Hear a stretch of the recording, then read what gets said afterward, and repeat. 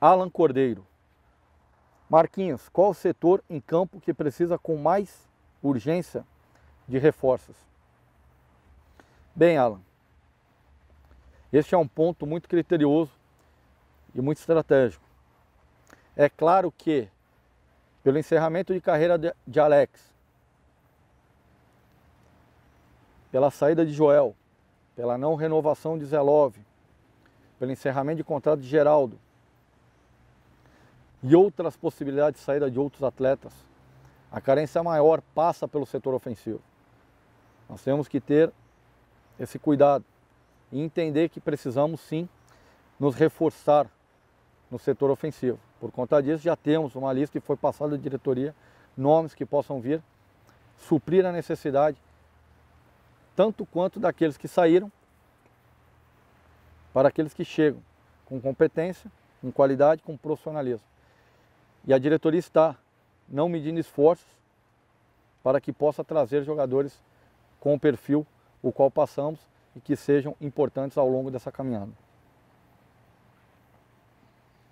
Ayrton Polak Júnior.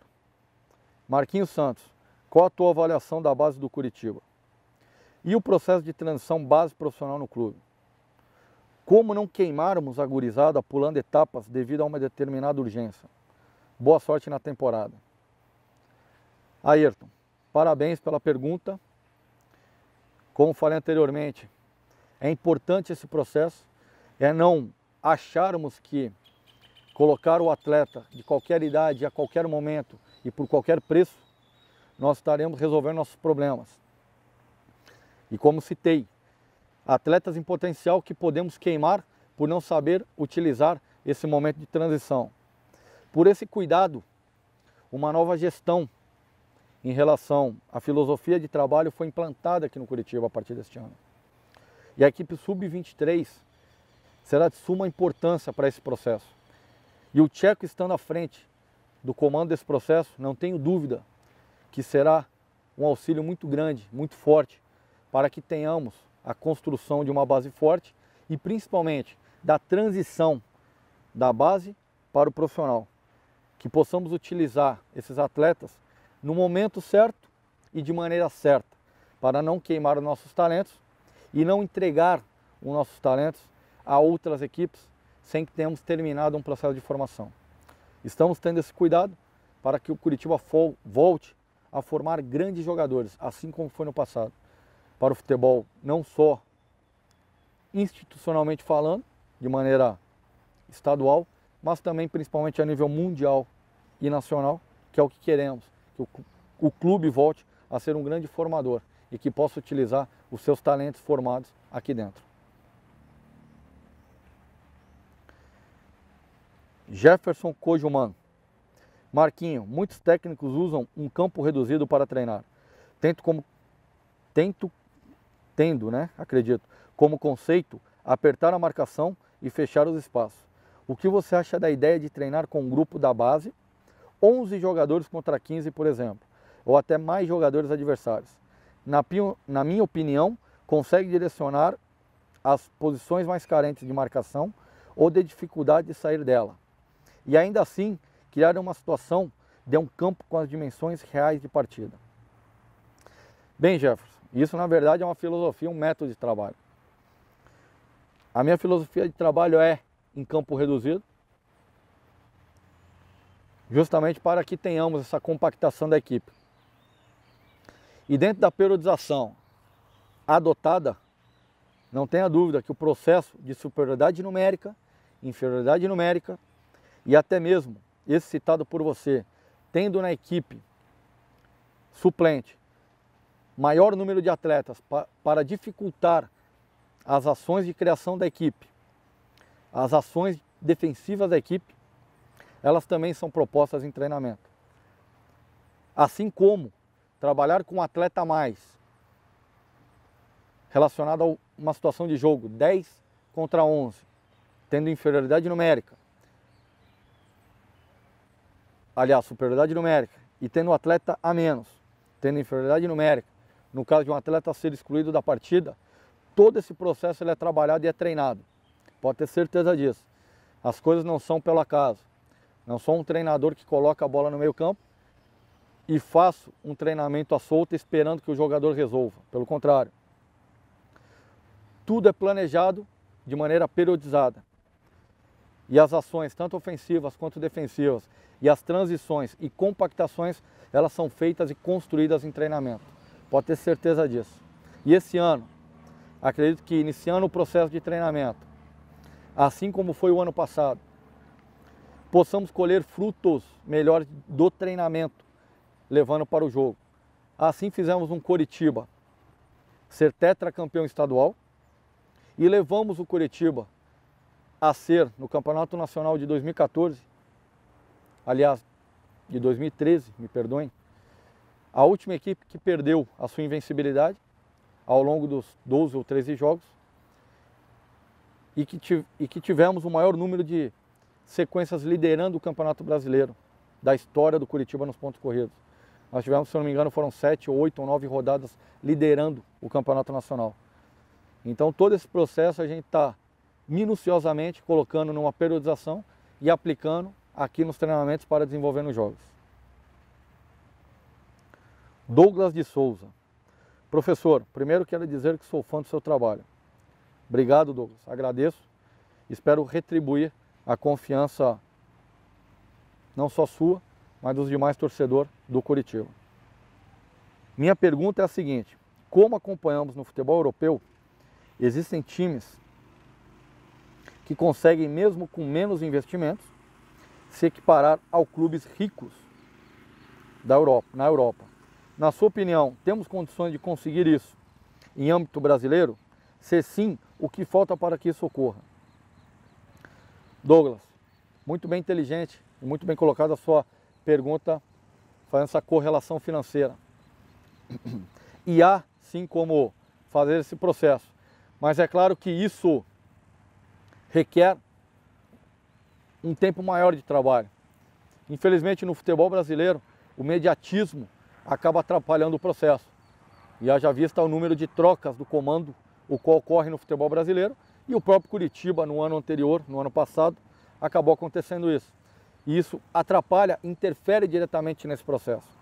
Acredito que, tendo uma sequência de trabalho, periodizando todo um processo de competição, nós possamos sim igualar as equipes com maior poder financeiro. Isso apenas se tivermos uma continuidade de trabalho, um processo contínuo de formação de equipe e de filosofia de trabalho. No próprio Coritiba, conseguimos liderar um Campeonato Brasileiro em 2013. O ano passado, mesmo com toda a dificuldade, o segundo turno nosso, nós fomos a 6ª melhor equipe do Campeonato Nacional. Tivemos a 6ª melhor campanha do segundo turno. Acho que isso por si só, os números já demonstram de que podemos sim equiparar a equipes com maior poder econômico. Mas aí tem que haver um tempo maior de trabalho. E isso, o mediatismo do futebol brasileiro, às vezes não entende ou não compreende. Mas espero que com essa nova gestão, com esse novo processo, já demonstrando o próprio contrato oferecido para que eu tenha 2 anos dessa sequência de trabalho, já demonstra uma situação diferente e um pensamento de filosofia diferente da nova gestão em relação ao Coritiba. Espero poder corresponder e fazer com que o Coritiba volte a ter grandes conquistas. E mesmo com poder financeiro menor a grandes equipes, o Coritiba é grande. E como grande, nós temos que chegar a este patamar. E com muito trabalho, esperamos fazer o Coritiba alcançar aquilo que não só você, mas nosso torcedor almeja. Otávio Augusto. Quem o clube trará para repor o meio e ataque para essa temporada? E qual o principal objetivo do clube nessa temporada? Bem, Otávio, em relação às contratações, acredito que o mercado ainda oferecerá situações a nosso favor, mas já foi visto que houve, em função da questão financeira, uma mudança de paradigmas do futebol brasileiro para contratações. E o Coritiba não é diferente. Mas com muito respaldo, com muito cuidado Nós temos que trazer jogadores com perfil, que queiram e sejam importantes para esse processo dentro do Curitiba. Claro que a nossa carência maior, como bem citou, ou bem foi citado por você, o meio e principalmente a frente, pelas ausências, né, dessa mudança, pela perda de alguns jogadores, é a nossa maior preocupação. Por conta disso, o cuidado de trazer jogadores com esse perfil. O objetivo do clube, sem dúvida nenhuma, é entrar para conquistar títulos. Claro que o título estadual é importante e vamos trabalhar para que possa ser conquistado e oferecer a você, nosso torcedor, essa retomada da hegemonia do futebol estadual. Mas não posso negar que não podemos comprometer o ano em função de uma competição. Está toda periodizada esse processo anual, não só Campeonato Estadual, como Copa do Brasil e Campeonato Brasileiro. Esperamos ter um grande ano. O principal é não sofrermos como nos últimos anos, chegarmos às últimas rodadas brigando para não cair. Primeiro fazer um campeonato seguro, estar na primeira página da tabela.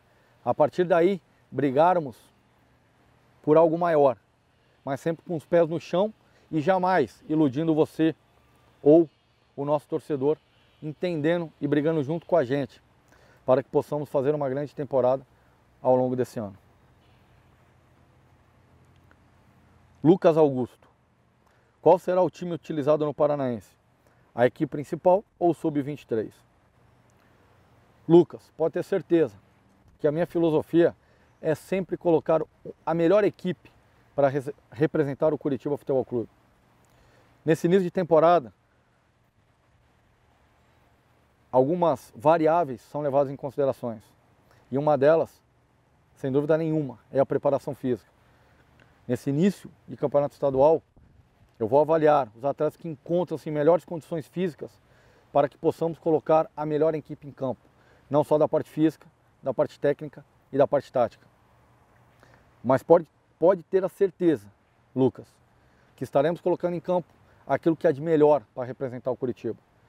Mas com cuidado também de não comprometer um ano em função de um jogo, de uma estreia do campeonato estadual ou até mesmo de um título estadual, para que tenhamos uma sequência de temporada com grandes conquistas, com grandes objetivos a serem alcançados.